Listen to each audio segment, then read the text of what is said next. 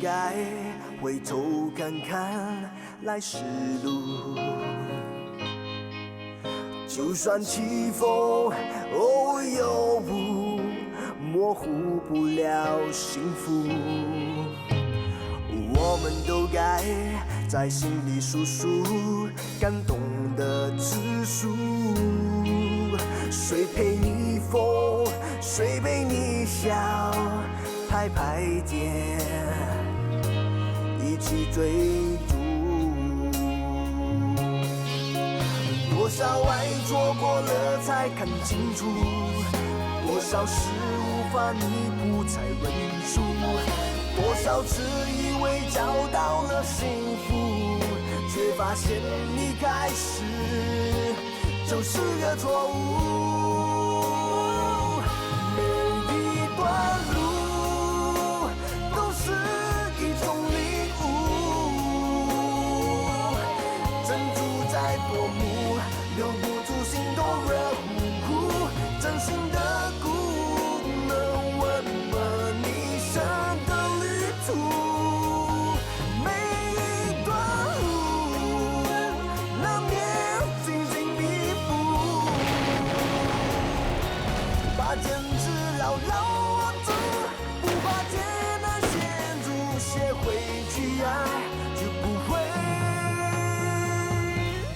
迷路。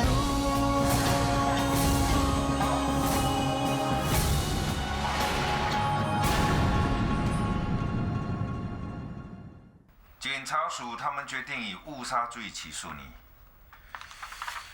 我看过控方证人的口供，有很多疑点。我相信我盘问之后，一定破绽百出。而且现在我们又找到一个对你有利的证人，他是一名清洁工人。这一场官司并不难打，我有信心让你无罪释放。那你就安心等候出庭吧。苏律师，我要认罪。什么？我说我要认罪。我希望你能够考虑清楚。我已经想得很清楚，就这样吧。我可是你的代表律师啊！从现在开始，你不是了。我有义务提醒你，你一旦误杀罪名成立，很可能被判上长达10年的徒刑。你烦不烦啊？我都跟你说了，我不需要你这样律师了。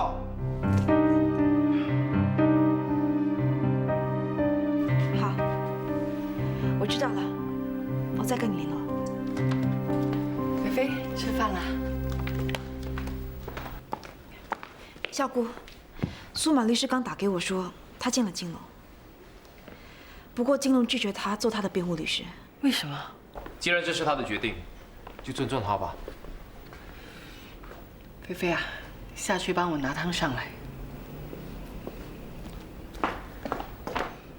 你老实告诉我，是不是你告诉金龙，律师是我请的？是我告诉他的。我要让他知道你有多么关心他，要他好自为之，不要再伤你的心。我也不想你妄做好人。你少说这些堂皇的大道理了。你明知道金龙的性格，所以你才故意让他知道的。你呀，你从小到大就是这么死心眼。对，我是死心眼，我就是看不惯他的所作所为。我真的不明白你为什么要对他这么好。你有想到在丰荣宴里面的大哥啊？好了，不要再说了。不管怎么样，我一定会说服金龙，不能放弃这场官司，一定要打，一定要。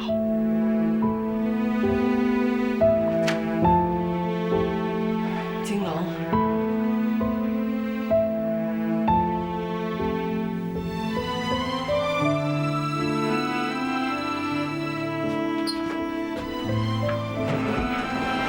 金龙，这场官司你得打，一定要打。律师没跟你说吗？我已经把他炒掉了。你不要开玩笑啦，律师说。好啦，律师说他会帮我打赢这场官司。律师说，他说我没有罪。他说这个，他说那个了。好啦，我现在不用听律师说，我只听我自己说。你说什么？你能说什么？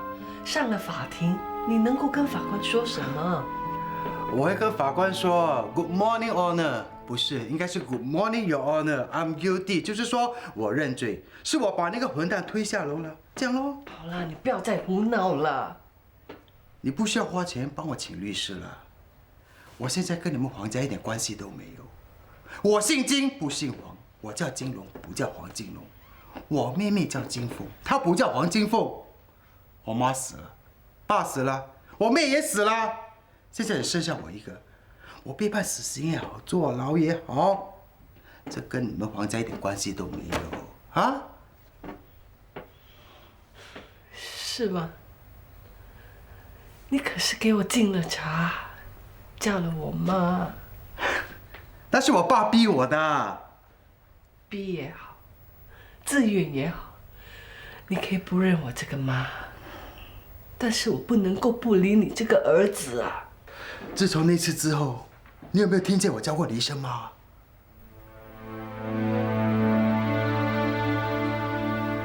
你真的那么恨我吗？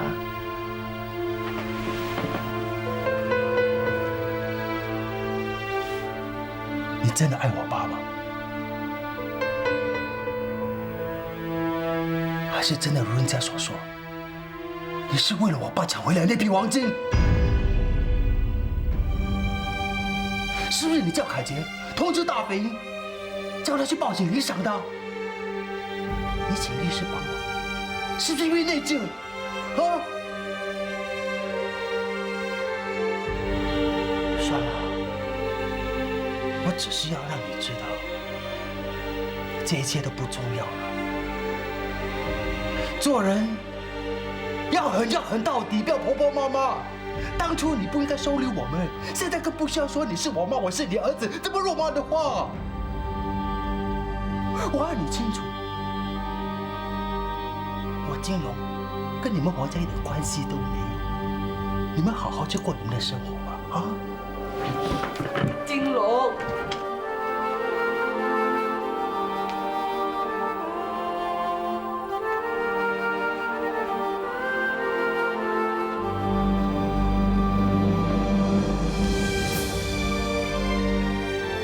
你干什么？起来呀！你干什么？我答应过你爸，我答应过你爸。我叫你起来啊！我对不起你爸，我答应过你爸。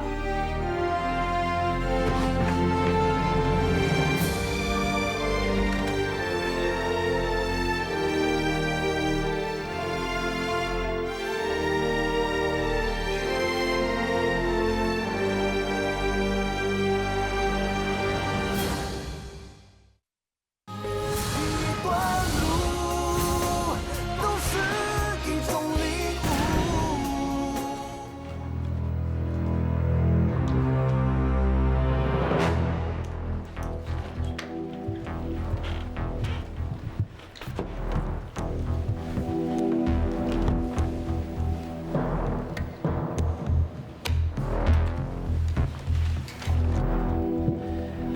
菲菲，律师怎么说？他说关键还是在金龙，如果他坚持认罪，他也帮不到他。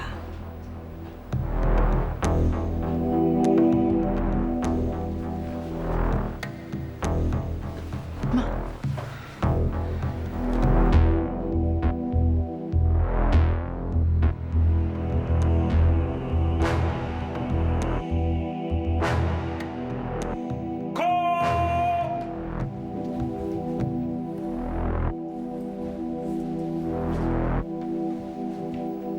被告金龙被控在2003年5月4日清晨2点30分，在牙龙触犯刑事法典第304条。被告，你清楚你面对的控状吗？清楚。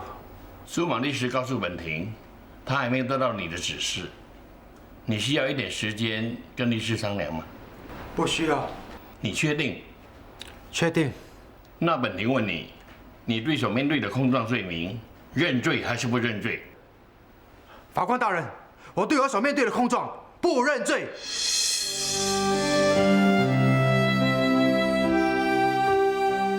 案件定在下个星期开审。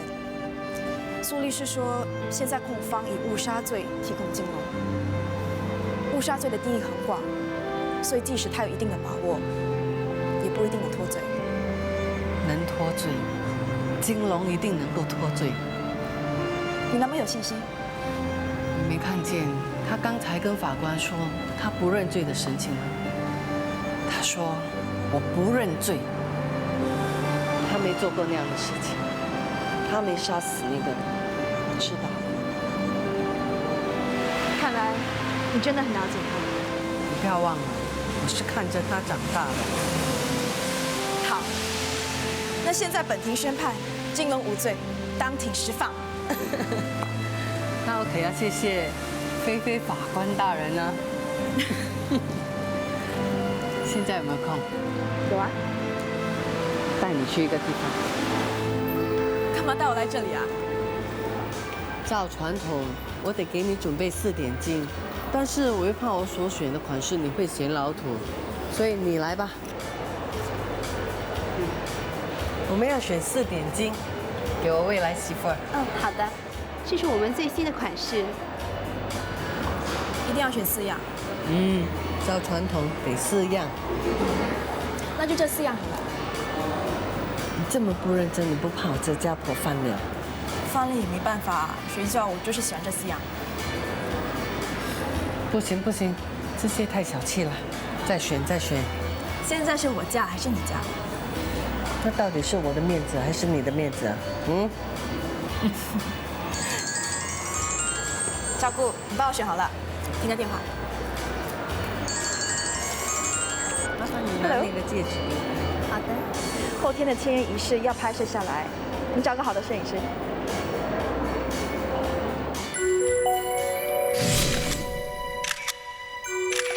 给我！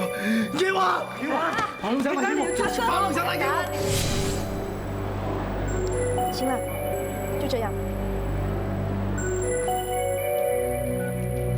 那天大哥对摄影师的反应那么激烈，还坚持要拿回录像带，一定有原因。录像带，你的摄像机在游艇上找到的，谢谢。对了，摄像机有没有拍到些什么？没有，二哥说拍到我和 David 下海潜水就没有了。奇怪，怎么了？你们下去潜水后，我看到金凤还是拿着摄像机在拍摄。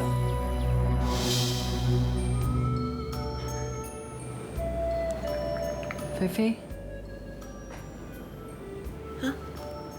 你怎么看餐牌看得那么入神啊？我们不是已经点了吗？你还想点什么？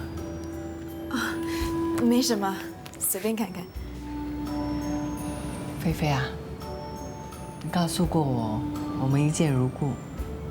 是啊，我第一次到幸福饭店就喜欢你，感觉很亲切。那你就坦白告诉孝姑，你为什么不开心？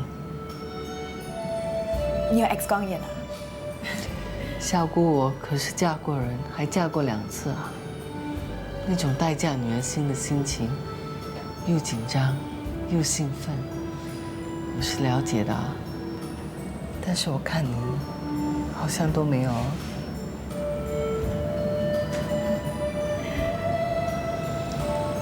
菲菲啊，你老实告诉孝姑，你爱不爱我们家凯杰？不爱，我怎么会嫁给他？那就好。妈，你们撇下我们到哪里去了？夏姑带我去买4点金了。妈，你真的是迫不及待想当家婆啊！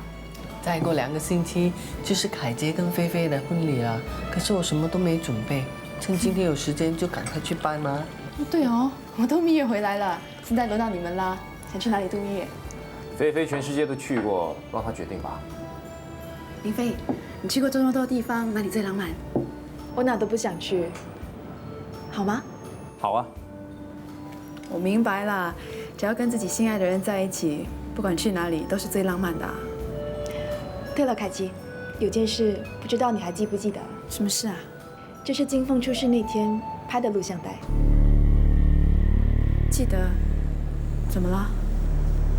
录像带还在不在？不在了。二哥说，袋子里面有很多金凤的画面，我怕大家看了之后会伤感，所以我就把它丢了。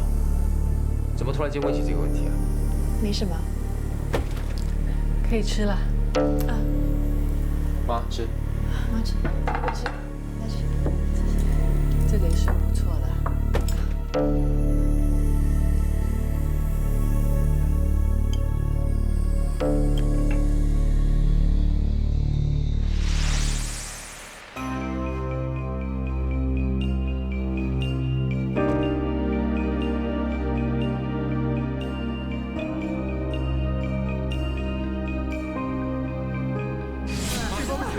清风调查白灵死了，清风死，大哥冷静一点，清风死，清风死，是你，是你。袋子里面有很多金凤的画面，我怕大家看了之后会伤感，所以我就把它丢了。怎么突然间问起这个问题啊？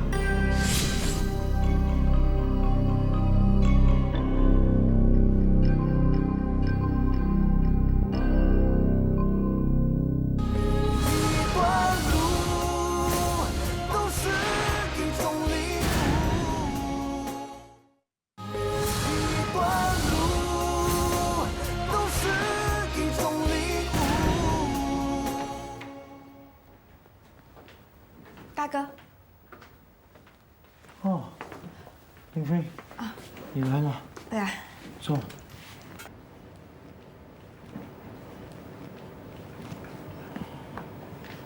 大哥，你精神看起来不错啊。在这里除了吃饭、睡觉，就没有别的东西做了。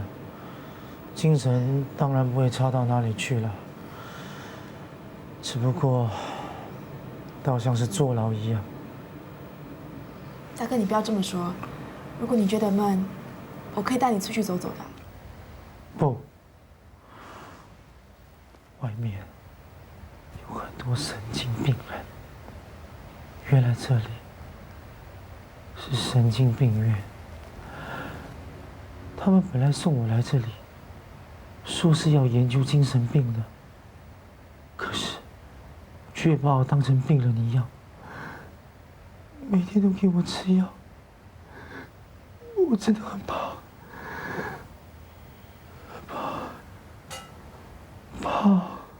大哥，你别胡思乱想了，你好好的在这里做你的研究。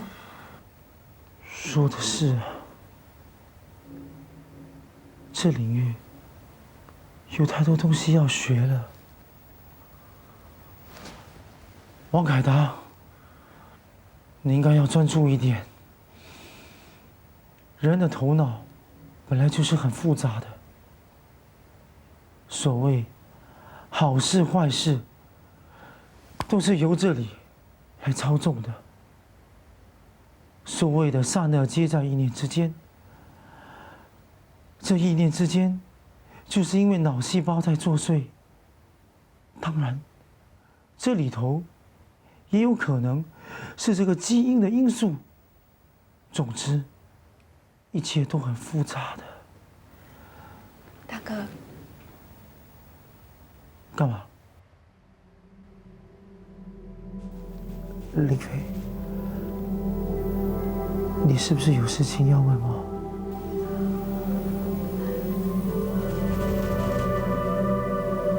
大哥，我要问你一些事，不过你要答应我，如果你觉得困惑，你可以不回答。好的，你问。你是不是看过一卷录像带？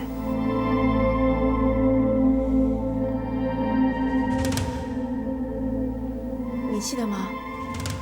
那是我们一起乘游艇出海。记得。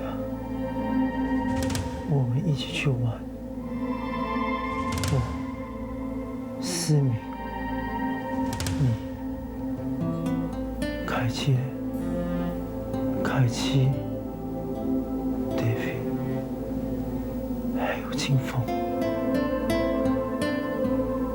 那时凯琪还带了摄像机，拍了很多画面。是的，里头拍了很多东西。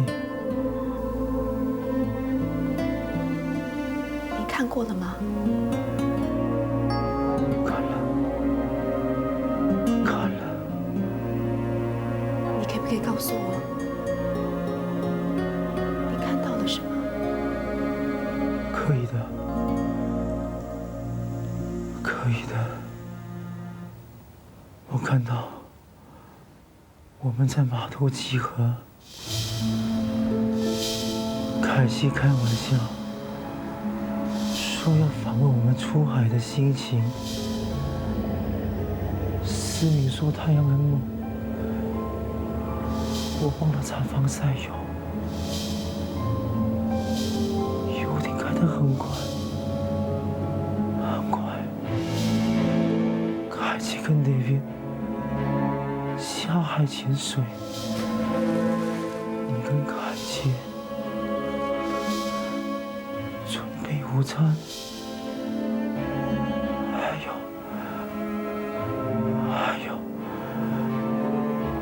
还有什么？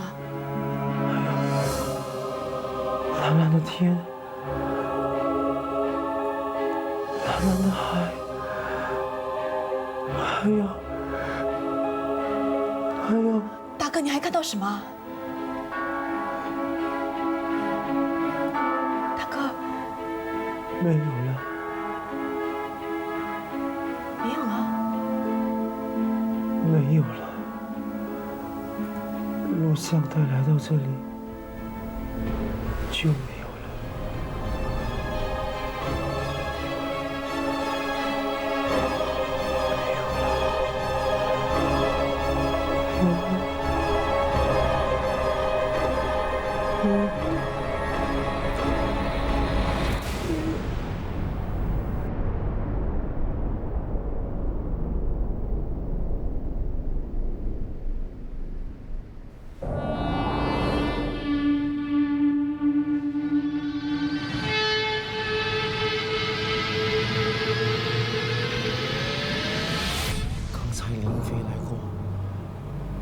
我什么都没有说，我什么都没有跟林飞说。大哥，我知道。这样是不是就不会影响你们的婚礼了？嗯。那就好。我知道你很爱林飞的。是。那我就可以参加你们的婚礼了。当然。不过，啊？不过什么？你要把一切都忘掉，都忘掉。我忘了，我已经忘了，我真的已经忘了。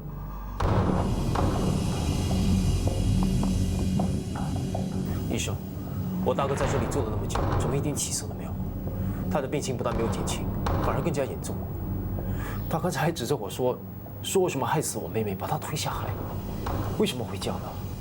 我看是你妹妹的死带给他太大的震撼了。那有什么方法让他不再想起这方面的回忆呢？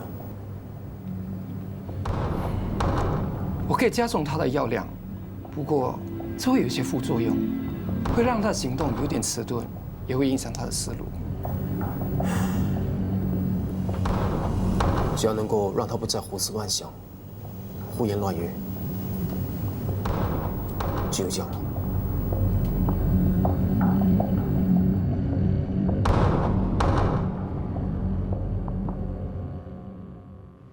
被告，你是个高利贷，也就是俗称的大耳窿。是的。你经营外围码、赌球的非法生意，也就是俗称的 bookie。是的。你也经营丑业、操纵妓女，也就是俗称的龟公。不，是鸡头，是大鸡头。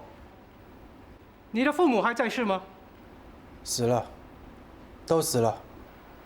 你的父亲在你心目中有着怎么样的地位？我不明白。很多孩子当父亲是英雄，你呢？你怎么看待你的父亲？你当他是英雄吗？当然是，我老爸在我心中永远是个英雄。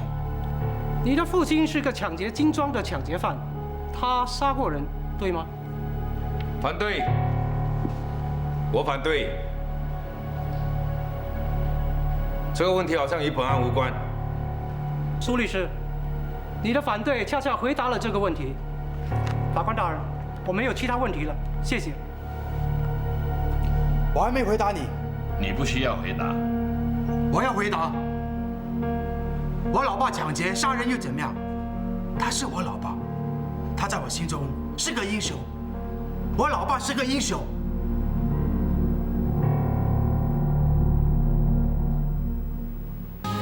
一段路都是一种领悟，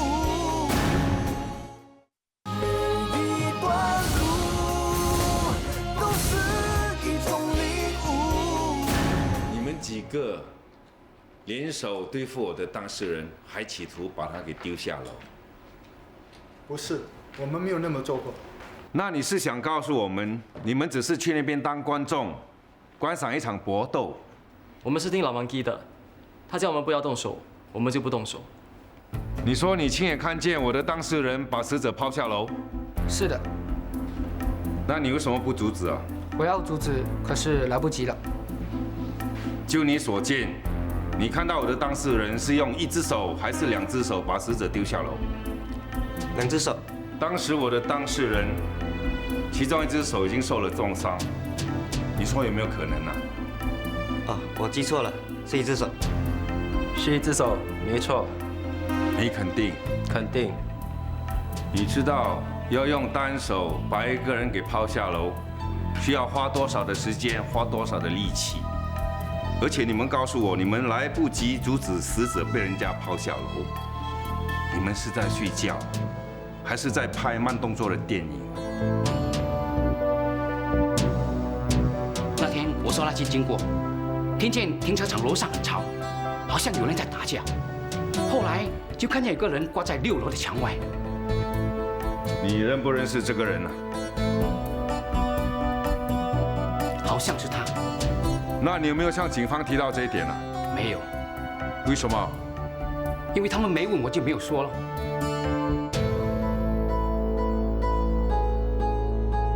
本席经过慎重的考虑，判决被告金龙误杀罪名不成立，当庭无罪释放。苏律师，谢谢你啊。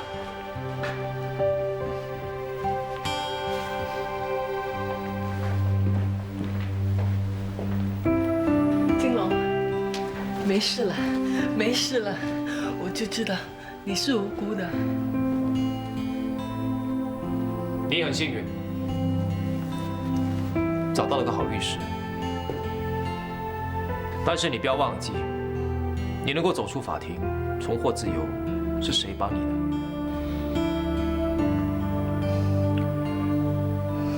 的？律师费我会还你。我不用你还，我只要你记住，记住你在你爸临前发过的誓。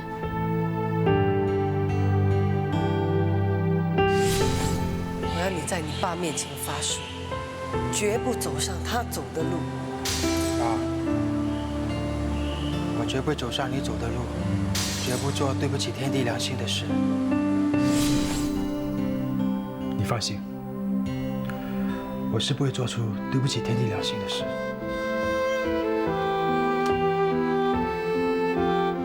我走了。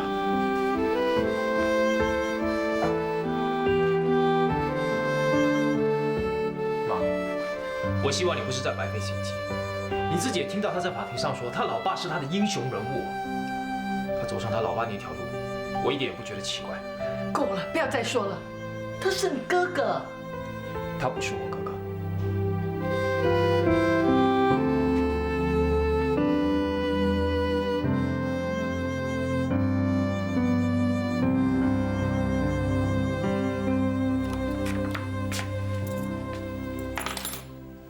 肉骨妹，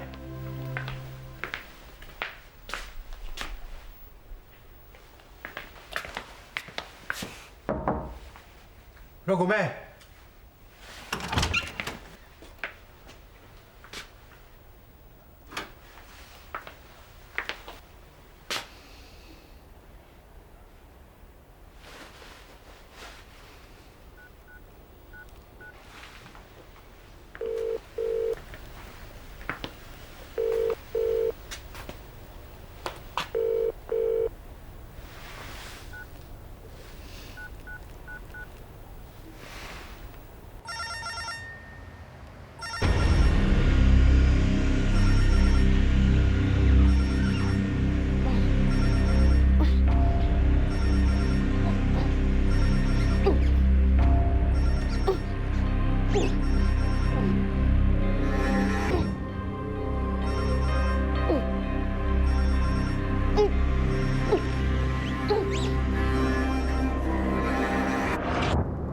那天他很急的样子来找海哥，我跟他说海哥离开了，他就追了出去，之后我就没有再见到他了。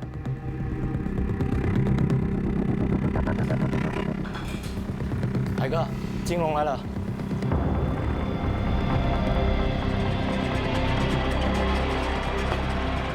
好了，你回来了。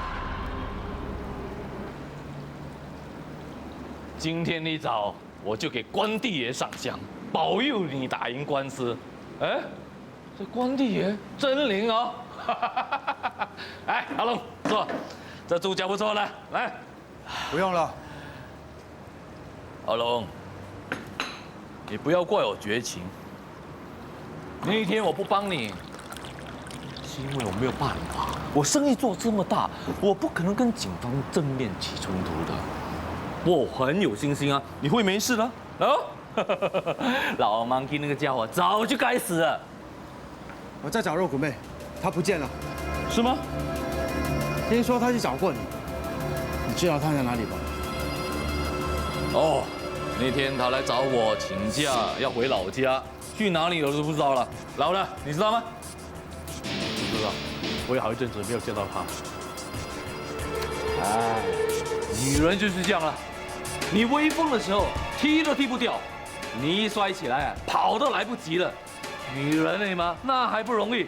哎，最近来了一批俄罗斯妹，那你在里面啊憋那么久，吃完饭我带你去解放一下啊！阿龙，真的不需要啊。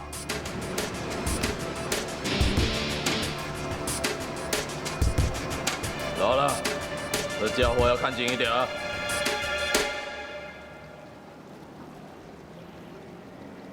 吃什么吃？刚才我说什么听到了没有？一段路都是一种礼物，一段路都是一种礼物。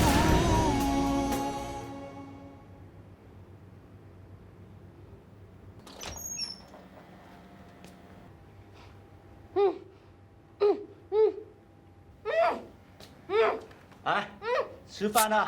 你是谁？放我出去！干嘛把我捉起来？你乖乖在这里待几天，我们不会伤害你的。混蛋！我叫你放我出去，听到没有啊？喂，吃饭了。不吃啊！放我出去！你要吃不要吃随便你，我把饭放这里，你要吃的话自己趴着吃。喂，你去哪里啊？放开我啊！喂，回来啊！放我出去啊！喂！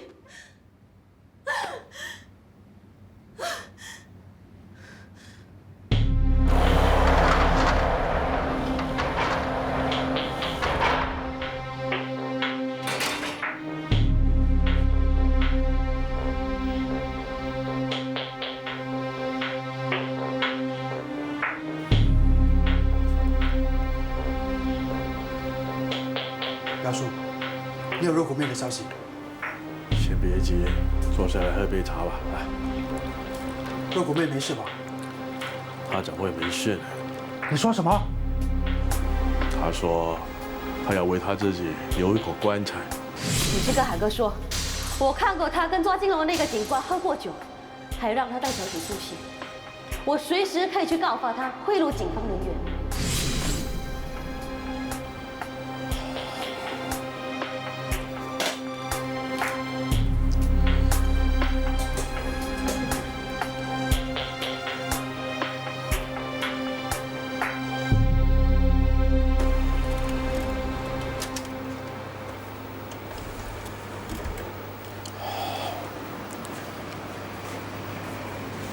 这是闭路电视拍到的，带子已经被删掉了，我偷偷翻录了一片。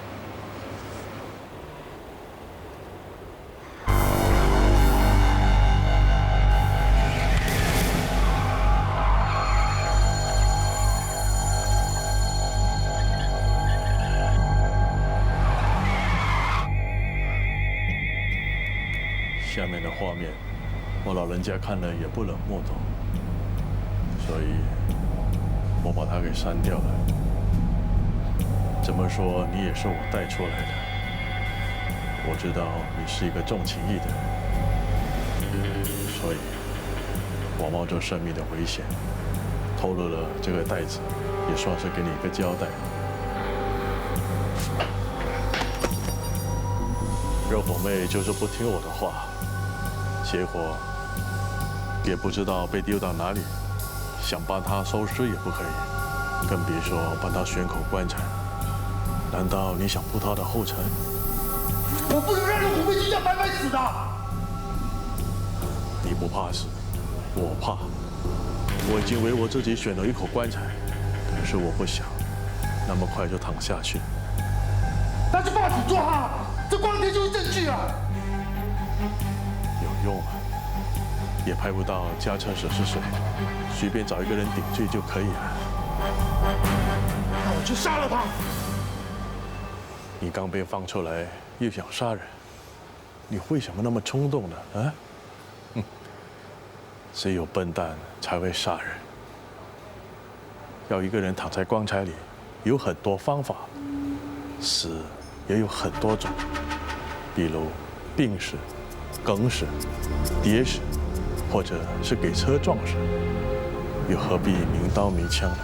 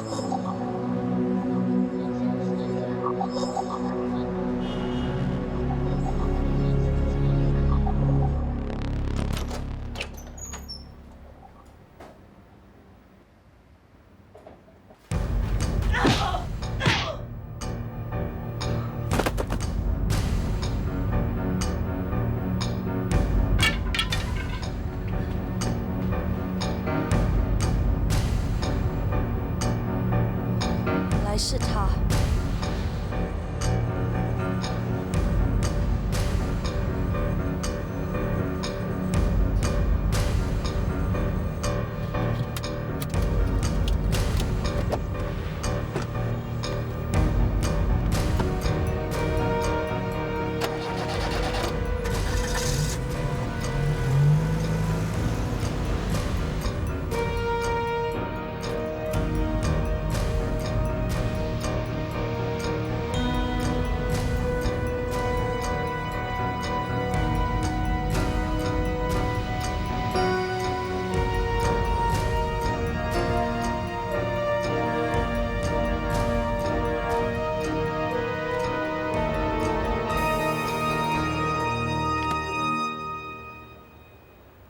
为什么把我关起来？说。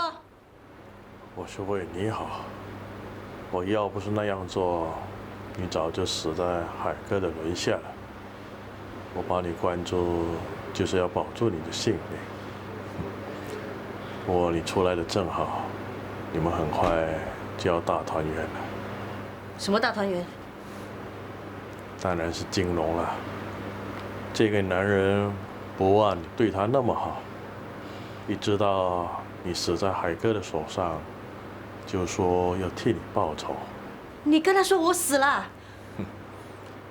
照理你应该已经死了。他在哪里？这个时候大概就快要动手了。他要去杀海哥。命运有时是没得选择的。他在哪里？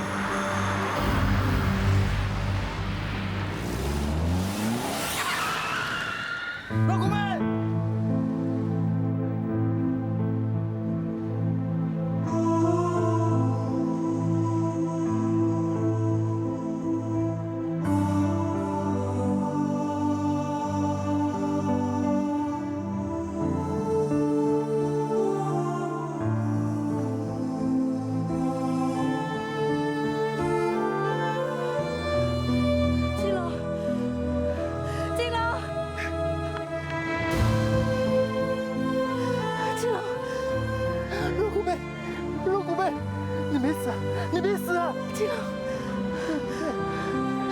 太好了，太好了！怎么？你想我死啊？你死了，我都还没死。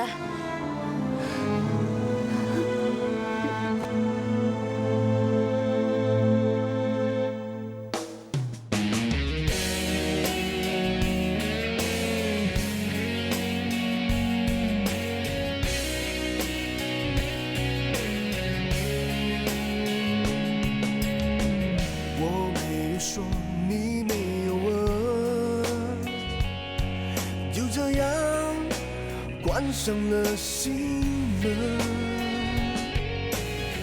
爱那么真情有多深，只能在心底扎根。拥抱的余温，回的气氛，还在衣领里沸腾。